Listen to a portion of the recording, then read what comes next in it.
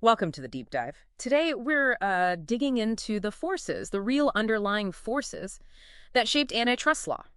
You know, you're often taught it's fundamentally about competition and economic efficiency. Right, that's the sort of standard view. But the sources we've been looking at, well, they reveal something much deeper, I think.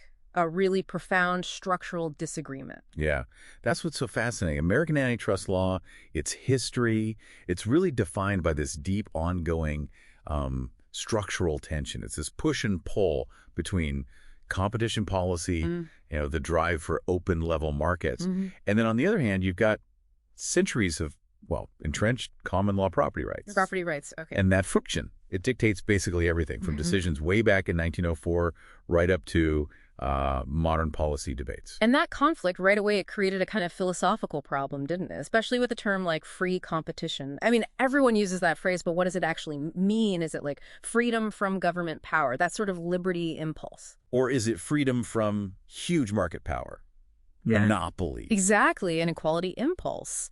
And antitrust, well, it's been trying to figure out that balance for, what, over a century now? Precisely.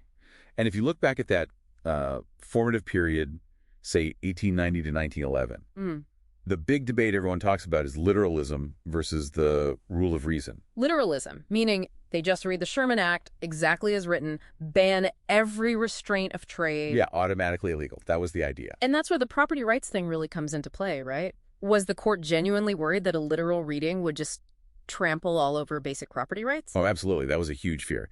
The alarming implication was that if you applied the act strictly, literally, you'd basically wipe out the fundamental common law right for someone to sell their own business. Wow. It really came to a head in the merger cases. Look at Northern Securities, 1904. The idea of telling owners they couldn't sell their firms because the new, bigger company might lessen competition. Well, that was seen as a direct attack on their right to exchange property. So that specific tension, the liberty of contract versus equality among competitors, that's what pushed the court. That's the pressure point. It basically forced the Supreme Court towards the more flexible rule of reason. Okay, so the rule of reason comes in. We don't ban everything automatically. We ask if a restraint is reasonable. We weigh the effects. So if that period set the boundary, the middle period, that's when the balancing act got really interesting, maybe messy. Indeed. Very messy. Because the competition rhetoric, especially mid-century, it often led straight to, per se, illegality for things like price fixing. Think Trenton Potteries. Per se, meaning automatically illegal, no questions asked. Exactly. No weighing effects. The belief was just that competition, and only competition, could determine a fair price.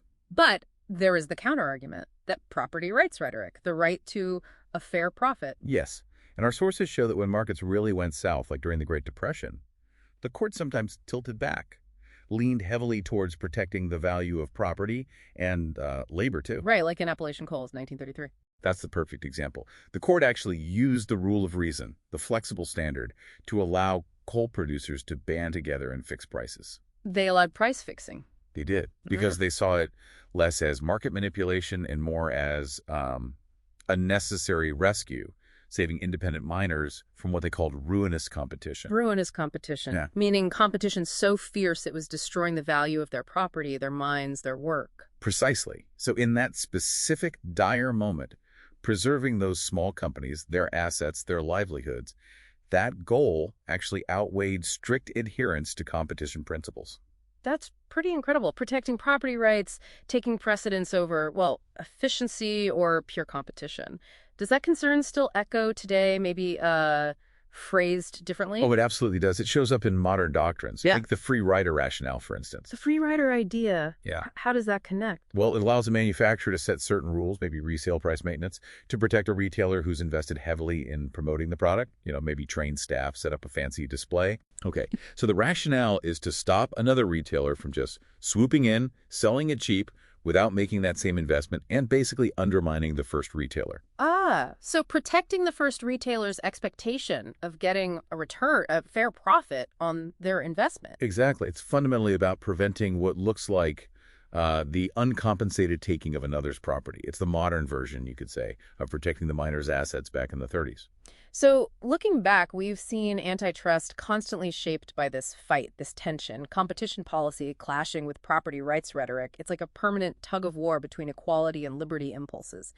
If that tension is just baked into the system, what does that suggest for the future? I mean, what happens when those impulses, equality and liberty, are used to justify completely opposite policies? It raises a deep question, doesn't it?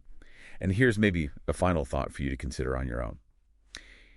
If that historical focus, the one that's sometimes protected small local businesses, if it wasn't just about ensuring equality between competitors, but also about protecting the actual property rights and the individual liberty of the small entrepreneur, does that make protecting small businesses something maybe more fundamental, perhaps a more deeply rooted American value, than just achieving maximum economic efficiency? Something to think about.